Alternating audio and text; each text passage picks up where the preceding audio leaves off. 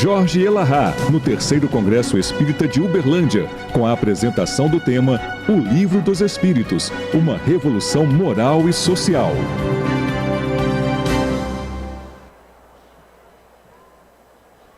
Pedimos gentilmente que vocês façam silêncio. Jorge Elahá, ele é engenheiro eletrônico, expositor espírita e diretor da Federação Espírita de Rondônia.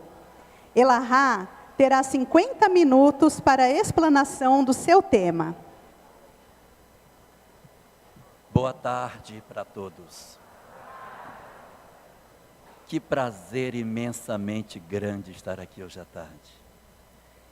Que honra poder estar hoje presente junto com todos vocês.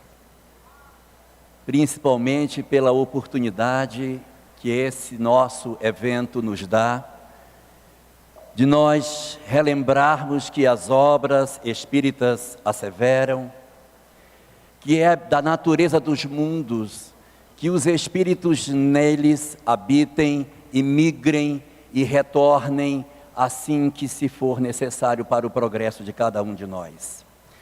Dessa maneira, afirmam as obras espíritas que desde o princípio da fundação do nosso planeta, a coordenação do nosso orbe sob a responsabilidade de Jesus, vem trabalhando no sentido de oferecer dentro do planeta Terra as condições para o desenvolvimento dos espíritos dentro do seu progresso espiritual, moral e físico. E assim, desde o surgimento da raça humana, quando iniciava-se o processo de formação do Homo sapiens sapiens, asseveram as obras doutrinárias que ocorreu uma enxertia genética nas nossas matrizes que existiam no nosso orbe, a partir da presença dentro do planeta Terra de um conjunto significativo de espíritos que para cá vieram com o objetivo de realizar na Terra um processo de resgate individual de cada um deles e, ao mesmo tempo, a oportunidade de que esses mesmos espíritos contribuíssem na formação da cultura e do conhecimento das artes, da filosofia, da religião e do embelezamento genético das nossas raças. Assim, portanto, vários foram os espíritos que para cá vieram. E para que essas almas não se sentissem abandonadas e perdidas neste local, aonde a civilização começava a florescer, o governador planetário, aquele a quem chamamos pelo nome de Jesus, ao perceber a quantidade de espíritos que para cá vinham, designou um conjunto de missionários para que exercessem em várias partes do nosso globo a tarefa de deixar a mensagem imorredoura da imortalidade do amor em todos os rincões do nosso planeta. E é assim, dentro desse espírito, de trazer ao nosso orbe um conjunto de verdades que ficariam marcadas para sempre, que nós iremos encontrar algumas obras significativas e muito antigas, cujo tempo muitas vezes nos escapa pelo fato de serem obras consignadas há muito tempo na história da humanidade. A primeira dessas obras assim tratada são os chamados Vedas. Eles eram 4 livros. Os 4 Vedas eram os 4 saberes. Nesses 4 volumes se resumia todo o conhecimento da humanidade da época. E entre os 4 Vedas havia um, que é o mais conhecido, chamado Rig Veda, aonde continha as informações mais importantes à época sobre a questão da existência da alma, da sobrevivência desta alma à morte física, a questão da vida espiritual, da relação dos espíritos com os homens e do processo da chamada transmigração das almas, aonde os espíritos então abordariam o seu processo de desenvolvimento a partir de vários renascimentos sucessivos. Assim estava estabelecido nos Vedas há 3.800 anos antes do próprio nascimento de Jesus. 500 anos mais tarde, no mesmo local, a chamada Índia, que em sânscrito chama-se Mahabharata, surgiu a obra Mahabharata, ou seja, Grande Índia. O Mahabharata é um poema enorme de mais de 100 mil versos, onde dentro dele são contadas várias etapas da história da Índia antiga. E entre os vários capítulos que constituem essa grande obra, existe um trecho chamado Bhagavad Gita. O Bhagavad Gita, escrito já bem mais recente, na faixa de 3.300 anos antes do nascimento de Jesus, essa segunda obra, ela traz conceitos bastante nítidos sobre a questão do renascimento. O conhecimento apresentado por Krishna a Arjuna, que é o seu dialogador durante a obra, é de uma nitidez impressionante. A capacidade com que essa obra tão antiga tem de representar para nós os conceitos sobre a imortalidade e a lei de causa e efeito e as estratégias que nós temos que viver para que nós alcançássemos então a chamada perfeição. O livro Mahabharata apoiava-se nos Vedas, herdando seus princípios doutrinários e seus conceitos filosóficos e seu código de conduta. Não somente nessa região tivemos grandes obras de expressão. Afirmam os historiadores que 2.500 anos antes do nascimento de Jesus, no Egito Antigo viveu um homem chamado Hermes Trismegisto. Trismegisto porque ele era 3 vezes sábio, sua sabedoria era muito grande. Teria ele escrito, segundo os autores, 42 obras sobre os diferentes assuntos e conhecimento humano da época. Seus livros não chegaram até os nossos dias, mas as obras de Hermes foram muito importantes pelo conhecimento que traziam sobre a imortalidade, sobre os renascimentos, sobre todo o processo das relações do homem com a vida no sentido da sua progressão espiritual. Os Vedas e o Mahabharata faziam a base do conhecimento na Índia, enquanto que a obra de Hermes fazia a base do conhecimento no Egito Antigo. Séculos mais tarde, o Egito iria produzir uma obra chamada O Livro dos Mortos, que não tem exatamente esse nome em egípcio, nós aqui chamamos de Livro dos Mortos, porque esses livros eles ficavam dentro das câmaras mortuárias, nos sarcófagos, ao lado da cabeça das múmias, porque são livros de orações, de preces, para que o morto consulte depois da morte, para saber como é que ele pode se encaminhar do lado de lá.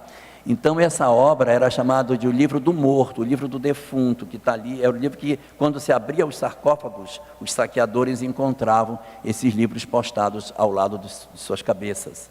Mas o verdadeiro nome dessa obra em egípcio era Como Ir para a Luz. Já naquela época, eles já sabiam que existia uma estratégia para ir para a luz. Os egípcios foram muito importantes na formação desse conhecimento espiritual, de tal sorte que, mais ou menos no mesmo período, nós iremos encontrar o surgimento do judaísmo, que se origina do povo hebreu que sai do Egito, capitaneado por Moisés, e vai formar então o judaísmo. Dentro da estrutura do pensamento judaico, não tardou para que ali surgisse as interpretações espirituais dos textos literais que compõem a Torá.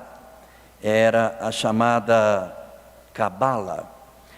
A Cabala, que em hebraico significa receber, recebe isso, aceita esse conteúdo, que conforme o Rossandro, numa linguagem mais moderna, seria #aceita que dói menos, né? Então, a proposta da Cabala era um conjunto de conceitos que, se você aceitasse esses conceitos, a vida seria muito mais fácil, muito mais tranquila. Então, por essa razão, a Cabala ela vem trazendo uma série de conhecimentos que nos surpreendem, pela nitidez também com que ela fala sobre a vida imortal, sobre a reencarnação, sobre todos esses mecanismos que fazem parte estrutural do pensamento judaico. Há uma obra muito significativa chamada Sefer Yetzirah, segundo se crê, escrita na época de Abraão, 1800 anos antes de Jesus.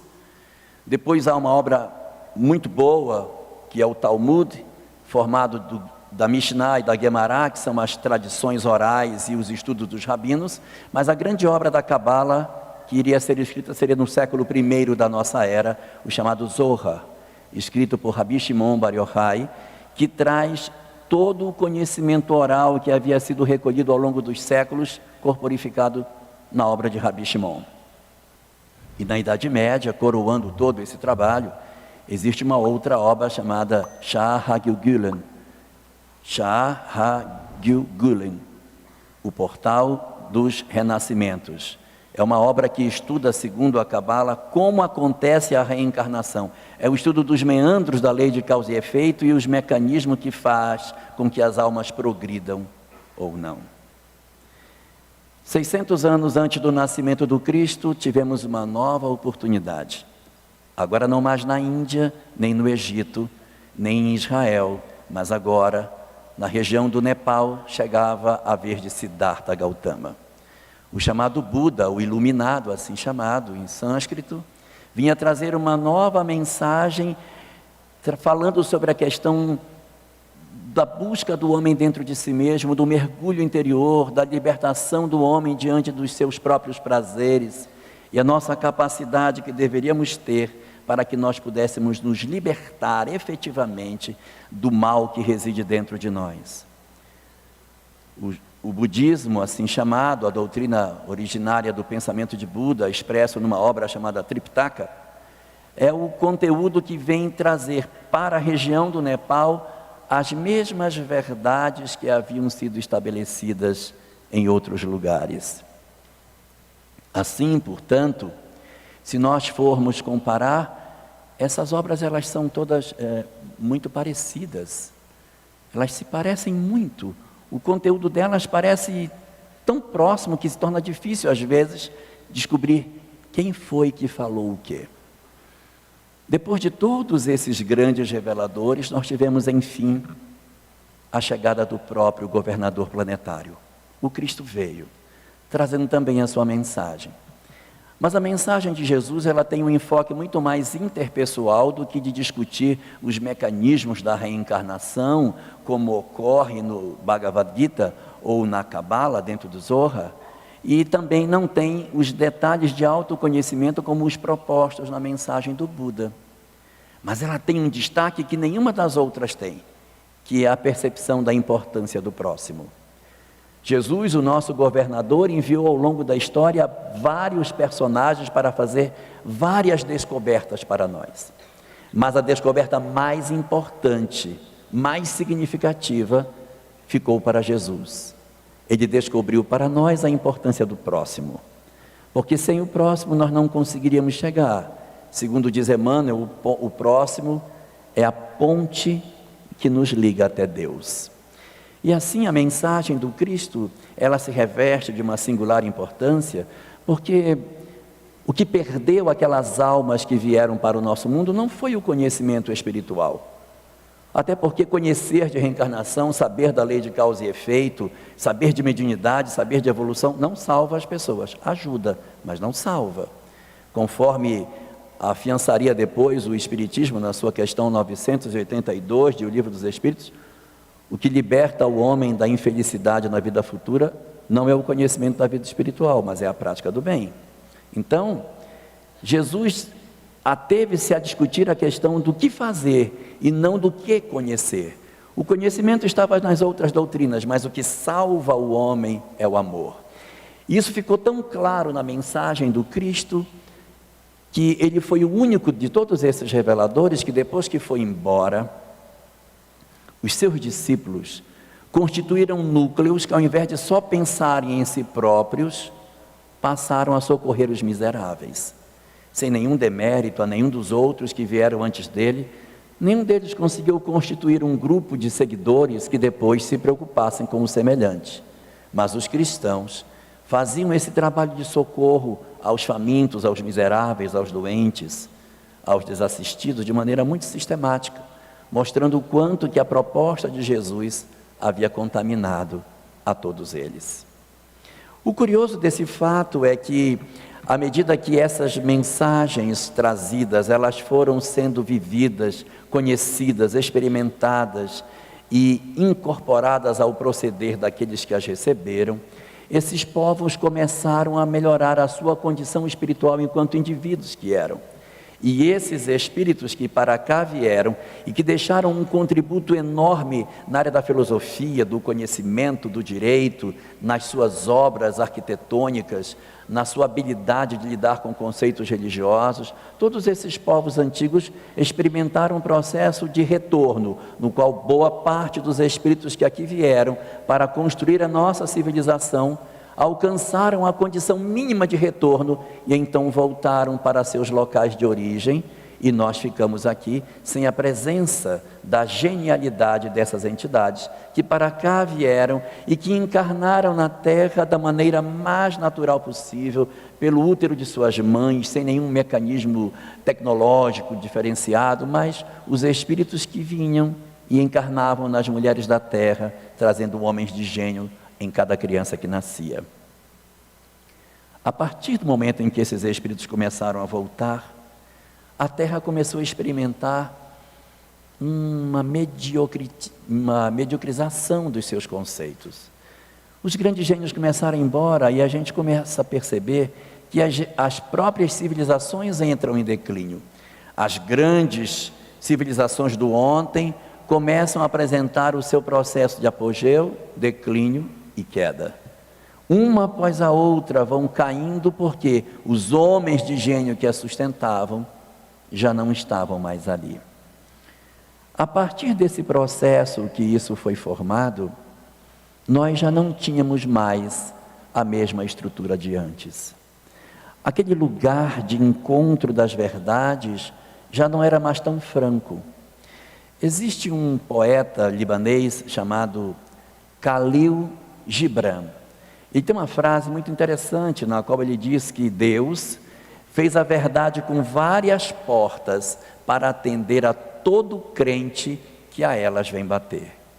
Então é como se existisse uma grande praça, um grande espaço, um grande jardim, aonde Buda, Krishna, Hermes, Rabi Shimon Bar Yochai, Moisés, Sócrates e tantos outros homens de gênio do ontem se encontrassem nessa praça comum e dissessem: mas eu penso igual a você, mas eu também concordo com você, é isso que eu penso. E Jesus no meio deles dizia: mas é exatamente por isso que eu mandei vocês. Nós pensamos todos muito parecido. E eles na praça, juntos. Cadê a imagem da praça? Juntos na praça, teriam a oportunidade de se encontrarem nesse jardim e passear, conversando, trocando as suas ideias e pensando sobre os conceitos que o mundo tem. Mas o que aconteceu no curso desse movimento desses espíritos que foram embora? Esse conhecimento foi murchando, e toda essa beleza, esses diamantes, essas joias faiscantes, esses tesouros inestimáveis do conhecimento, eles foram como que sendo esquecidos. A humanidade lentamente foi perdendo a capacidade de entender o que aquelas palavras queriam dizer, e nós fomos como que cobrindo de cinza a beleza dessas verdades, nos abraçando com rituais, com propostas de cultos exteriores e um conjunto de práticas que acabaram fazendo com que essas verdades tão significativas para a humanidade fossem ficando progressivamente esquecidas, até que elas perderam o viço e ficaram sepultadas na nossa memória. À medida que fomos ficando sozinhos, que fomos sepultando esse conhecimento, nós começamos a querer criar uma tese específica para os nossos momentos, uma vez que essas verdades postas, elas já não eram mais tão significativas. Nós começamos a procurar outras ideias. E a primeira tese que nós descobrimos, a primeira tese que nós construímos a partir de tudo aquilo que foi legado por esses espíritos que deixaram para nós, foi a tese do espiritualismo clássico. Nessa tese, existe uma questão bem curiosa. Quando ela ocorre, se observa que já não interessa mais a prática do bem. Aqueles que são chamados os homens justos, aqueles que são chamados os que são capazes de serem apontados como exemplo, vão perdendo seu valor. Há uma desvalorização do homem justo. Quando você olha assim, nossa, mas fulano é um exemplo. Eles vão perdendo a graça à medida que esses conceitos vão sendo perdidos. E o que aconteceu como primeiro distanciamento nosso foi a desvalorização daqueles que são os homens justos. Essa desvalorização, esse desgaste, esse desrespeito com o homem justo provocou que esse espiritualismo clássico criasse um conceito no qual o homem é dotado de alma, sim, é verdade, nós temos corpo, mas temos espírito. E segundo essa teologia clássica, o destino nosso no futuro são apenas dois: ou vai para o céu, ou vai para o inferno. Para ir para o céu não pode errar. Para ir para o inferno basta errar uma vez. Complicado, né? O resultado é que, como dificilmente alguém vai dizer que sempre acertou, as pessoas dizem, nossa, eu já estou no inferno. E aí vem uma lógica muito clara: perdido por um, perdido por todos, não é? Então a lógica da teologia clássica era, já que eu já estou perdido, por que não? Né? Já estou perdido mesmo. E aí as pessoas se dividiram em dois grupos: os puritanos de um lado, que diziam, eu nunca pequei, eu nunca errei, e perseguiam todas as pessoas que pudessem errar, porque aquilo era um pecado, era feio, e queriam destruir através de uma prática religiosa extremamente rigorosa, castradora, despótica, fanática, intolerante. Destruía todos os núcleos que pudessem questionar as verdades estabelecidas. Então a humanidade ficou como que dividida entre os puritanos e os que certamente iriam ser sacrificados, os que vão para o inferno mesmo. Então não tinha jeito para eles. Esses espíritos, a partir desse momento, começaram a perceber que eles estavam irremissivelmente perdidos. Não tinha solução para eles. Então por que não errar mais? Já estou errado mesmo, então vamos prosseguir no erro até o final. Já estou perdido. E isso fez com que, de certa maneira, aqueles que se mostravam como sendo os certos, os que eram os plenos de virtude, assumissem o comando da situação. E aí nós enfrentamos o segundo problema: a soberania dos orgulhosos.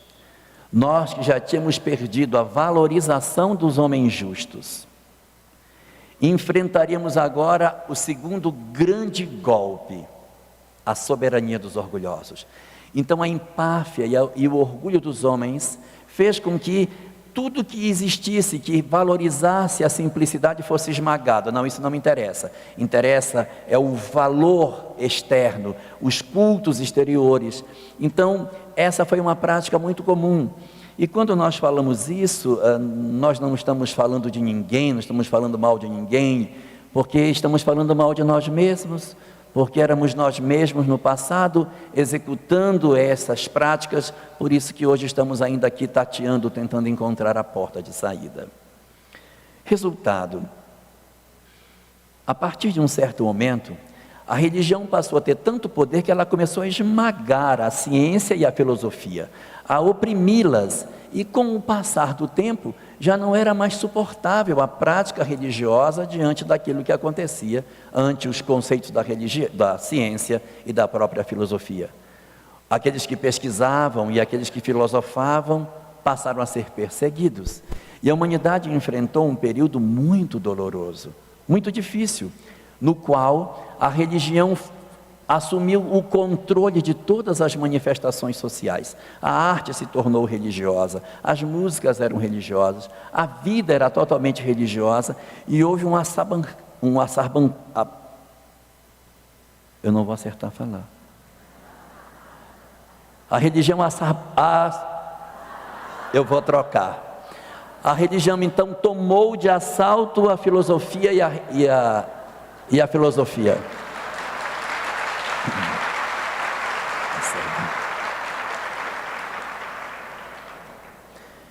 E a partir daí, a opressão foi tão significativa que a ciência e a filosofia esperaram o momento propício para dar o troco. O troco foi acontecer somente em meados do século XIX, quando finalmente a ciência e a filosofia se libertaram do jugo religioso. E aí elas disseram para a religião: bem, durante muito tempo você nos oprimiu, né? Então agora é a nossa vez de dar para você o troco do que você nos deu. E nós vamos enfrentar um período extremamente doloroso na história. É um período de escuridão, porque é o período em que se apagam todas as luzes da religião. É o único período da história da humanidade no qual o materialismo assume o comando do pensamento humano. Até então, com todos os senões, a ideia de que existia no homem algo de imortal estava vigendo. A partir da hora em que ocorre a entrada no século XIX e os questionamentos sobre os conceitos religiosos de então, aparece o materialismo. O homem então admite como verdade que ele é apenas corpo, que não existe nada, que não há nada após a morte, portanto ele está livre de todas as injunções que essa sociedade poderia lhe cobrar em termos morais. E aí surge um segundo paradigma. Enquanto na primeira vez, já que eu vou para o inferno, por que não? Agora surgia um segundo. Já que não tem nada depois da morte, por que não? Porque se não tem nada, o que me impede de fazer o mal? O que me impede de fazer o que eu quero? E isso oportunizou a tantas loucuras, tantos suicídios, tantas degradações, tantas violências, tantos desatinos a partir do processo de ignorância do homem sobre a sua própria realidade. E é exatamente aí, nesse momento, que nós vamos observar a ascensão de um terceiro degrau no nosso processo de queda espiritual. Nós que já havíamos desvalorizado os justos, que já havíamos enfrentado a soberania dos poderosos, dos orgulhosos, agora iremos enfrentar o período da escuridão, das trevas espirituais, da cegueira espiritual, por não perceber o que se passava em redor de nós. Curiosamente, é exatamente nesse período onde a humanidade está vivendo o seu estertor, porque ela não vai conseguir mais encontrar as soluções para vários de seus dramas apenas na matéria, que o mundo espiritual então se abre e começam a acontecer diversas manifestações mediúnicas no mundo inteiro. E a primeira delas, a mais significativa, a mais forte de todas, acontece em 1848, na cidade de Hydesville, nos Estados Unidos, aonde um espírito se comunica através de batidas com uma família, trazendo toda a sua história. Apesar desse fato não estar contado nas obras de Kardec, ele recebe uma atenção especial, porque é o primeiro fenômeno na história do espiritismo que tem um estudo científico apoiado aos fenômenos. A Universidade de Nova York, quando seu reitor era Joseph Edmonds, levou 3 comissões até Hydesville para estudar o que acontecia ali, e existem laudos técnicos atestando a veracidade dos fenômenos. Logo depois, esses fenômenos se espalhariam por todo o mundo, e à medida que eles se espalhavam, vários pesquisadores começavam a investigar o fenômeno. E é quando o professor Rivaio, mais tarde conhecido por todos nós como Allan Kardec, entra em contato com as mensagens dos espíritos, e trabalhando os conhecimentos, ele descobre ali um material extraordinário, muita coisa extremamente interessante que ele poderia trabalhar. Ele recebe um material caótico, um monte de perguntas e respostas, muitas já feitas, que ele refaz, outras ele cria novas perguntas e tenta organizar esse todo caótico para que constituísse ali um conjunto lógico articulado de conceitos. Então ele diz o seguinte: eu não posso sair de nenhuma ideia preconcebida, porque se eu sair de alguma ideia preconcebida, eu já vou aí colocar como verdade uma coisa que pode ser mentira. Eu tenho que partir do zero. Nenhuma ideia preconcebida para eu começar a construir a minha ideia. E ele fez isso. Ele partiu do zero. E foi juntando as pecinhas e foi encaixando, e descobriu algumas coisas interessantes. Primeira, somos uma alma imortal, profundamente amados pelo nosso Criador, que se mobiliza de todas as formas para oferecer para nós o caminho para a felicidade. Primeira verdade. Segunda verdade descoberta por ele, que nós não nascemos uma única vez, mas diversas vezes, e que esse mecanismo de idas e vindas dos próprios renascimentos é a forma como Deus estabeleceu para que nós pudéssemos nos depurar intimamente e alcançar a perfeição. Isto significa dizer, e eu não quero assustar ninguém, mas às vezes a gente diz assim, ai meu Deus, tomara que essa encarnação acabe logo. Eu estou doido para me livrar dessa família, ver se ele me dá outra família, porque essa aqui que ele me deu não foi legal. Então, não é uma notícia absoluta, mas o espírito tem uma tendência danada de nascer na mesma família, viu? Então, muito provavelmente a gente vai nascer próximos daqueles a quem a gente já tem. Então, esse processo familiar que a gente está vivendo hoje, ele não acaba nessa, vai continuar, gente. Ele não começou agora, que a gente diz, isso já era conhecido do ontem, e vai continuar para frente.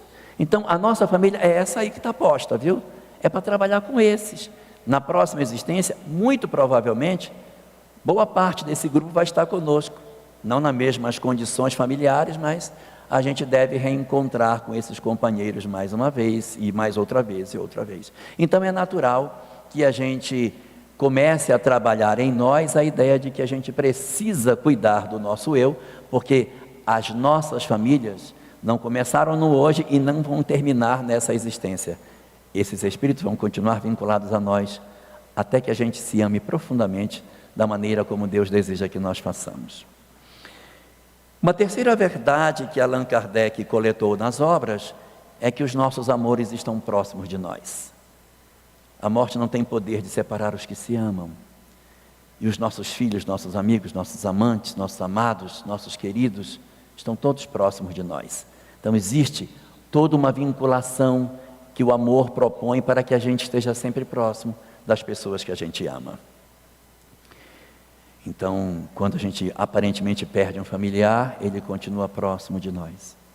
E uma quarta e última verdade é que Kardec havia percebido que esse conhecimento todo não era o mais importante era a consequência moral de tudo isso. E aí então Kardec conclui que, a bem da verdade, ele encontrava no Evangelho de Jesus o código mais perfeito para a conduta do homem na Terra, a fim de que ele melhor aproveitasse a encarnação e progredisse de maneira mais efetiva com o tempo que a Terra lhes concedesse. Essa foi a quarta de todas essas verdades. E então, o professor Rivaio, que mais tarde assinaria suas obras com o pseudônimo de Allan Kardec, está de cabeça baixa ali, compondo sua obra, anotando, fazendo as suas observações, fazendo as ligações e constituindo esse corpo de doutrina. Quando ele levantou a vista, ele estava de cabeça baixa. Quando ele levantou a vista, sabe onde ele estava? No jardim. Naquele jardim. Ele foi parar lá, junto de Buda, Krishna, porque os conhecimentos que ele trazia eram exatamente os mesmos que estavam postos lá atrás. Não havia conhecimentos espirituais trazidos pela doutrina espírita que fossem diferentes daqueles que estavam propostos. Então, quando a gente lê a obra de Kardec, a gente diz, nossa, meu Deus, mas isso parece muito com Buda. Aí você outro fala, nossa, mas isso aqui é a cara de Krishna.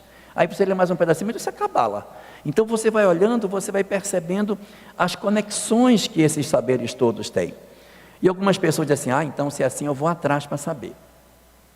Vou comprar o Bhagavad Gita, vou comprar o Zohar, vou estudar Cabala até o fim da vida. É interessante conhecer, mas não posso dizer a vocês, não vale muito a pena. Porque a gente vai ver a mesma coisa.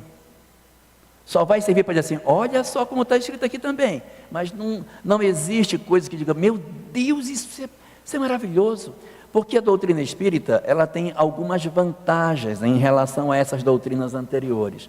A primeira é que ela foi construída dentro de um cenário tecnológico diferente, de um mundo com conceitos e necessidades tecnológicas diferentes do Bhagavad Gita, que tem 5.000 anos que foi feito. As verdades são as mesmas, mas eu consigo encontrar muito mais clareza naquilo que eu vou buscar através dos conceitos da doutrina espírita, porque eles estão atualizados para o século que a gente vive. Por ser uma doutrina progressiva, ela está o tempo todo se ajustando, se analisando, se distendendo, discutindo novos temas, e isso é muito interessante. Mas é importante nós termos a noção de que esse conteúdo todo, ele é consentâneo com aquilo que estava posto anteriormente, com tudo aquilo que aqueles homens anteriormente haviam descoberto ou colocado nos seus escritos, nas suas ideias, aquilo que ficou registrado como sendo seus pensamentos. Diferentemente do que muita gente imagina, o Espiritismo não é uma obra para nos revelar o mundo espiritual.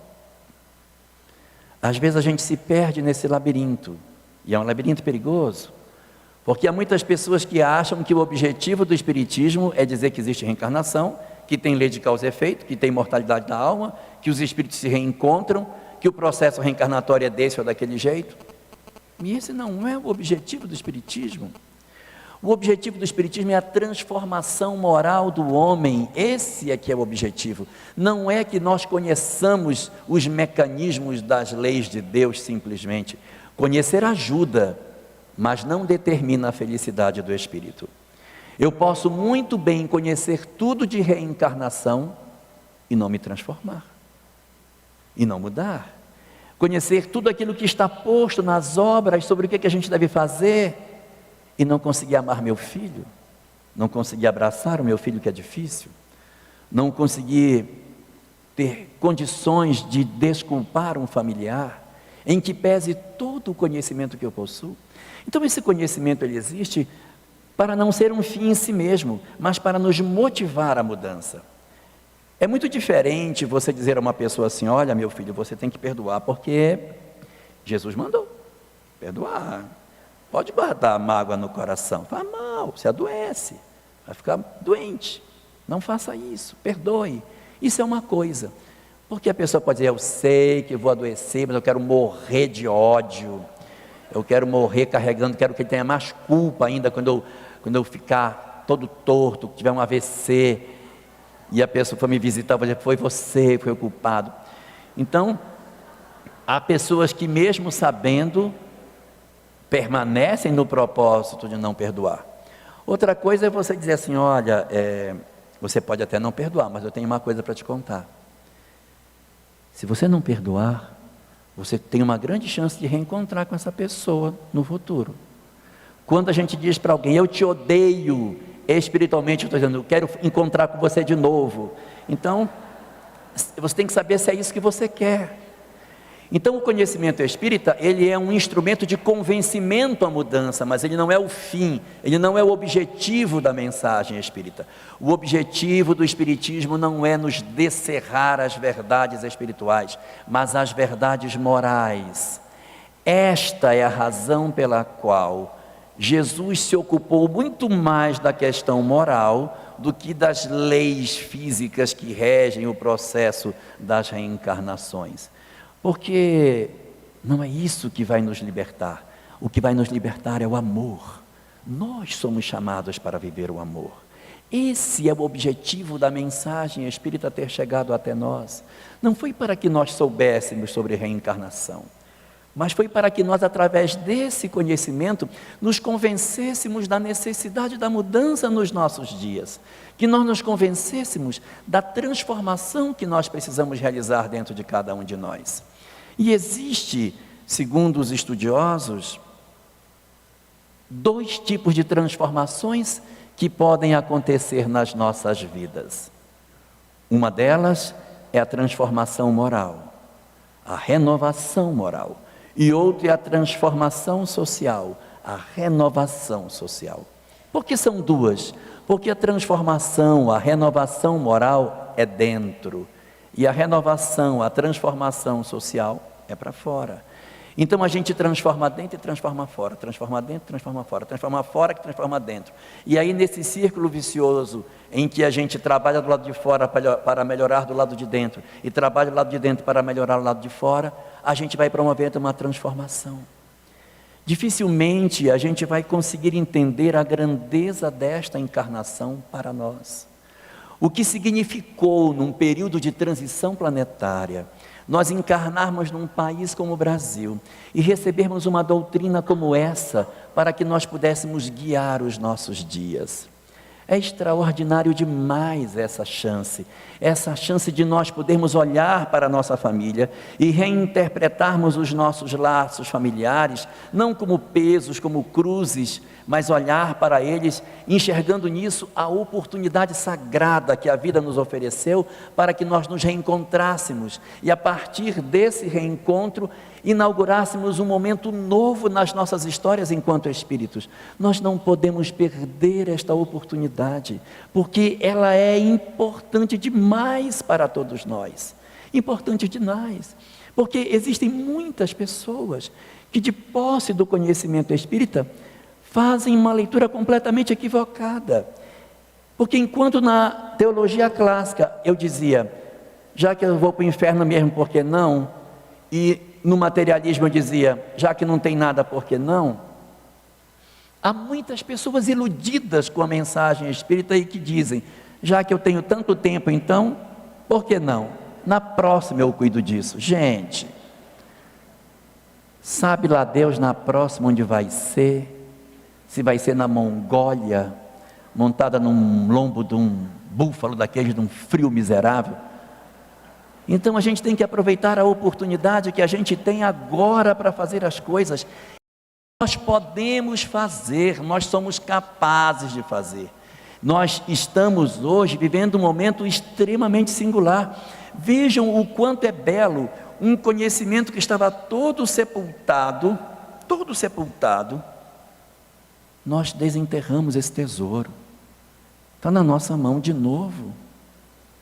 Vejam, em O Livro dos Espíritos, na questão 166, Allan Kardec pergunta assim: como podem as almas que não alcançaram a perfeição durante a existência terrena concluir o seu processo de aperfeiçoamento? A resposta está lá colocada. Mas eu posso pegar uma resposta do Bhagavad Gita para responder isso. No Bhagavad Gita, no canto 2, que é o canto da verdade, no verso 22, Krishna, respondendo a essa pergunta, diz: assim como o corpo troca de veste, o espírito também troca de corpos quantas vezes forem necessárias até alcançar a perfeição.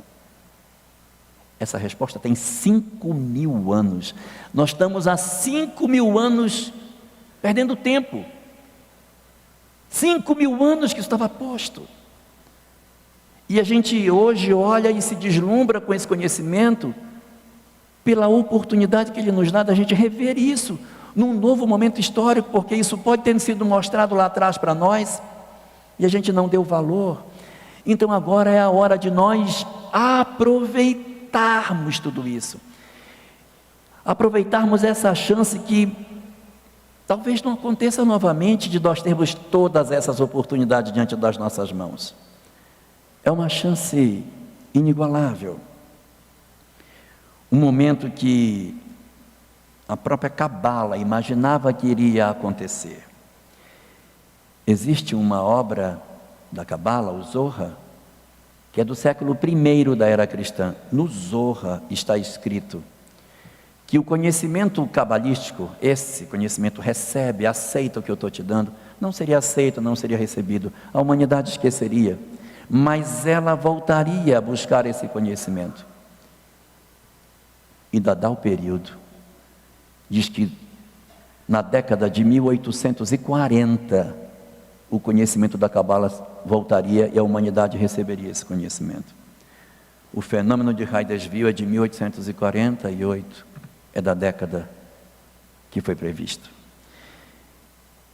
Então, Bem-aventurados somos nós, que estamos diante de uma oportunidade como essa. Não cabe mais para nós nenhum tipo de desculpa, nenhum tipo de subterfúgio para dizer do porquê que a gente não resolveu os nossos dramas. Não que a gente vá ter uma família absolutamente feliz e harmoniosa, porque elas às vezes são bem difíceis, mas nós precisamos lançar mão desse conhecimento para trabalhar as nossas vidas e garantir um futuro feliz, não só para nós, mas para os outros, apoiando aqueles que caíram, sustentando na mão, não abandonando as pessoas que estão em queda, mas dando o melhor de nós, dando o máximo do amor que a gente já pode viver para garantir a harmonia das nossas vidas. Essa é a grande proposta que o Espiritismo nos traz.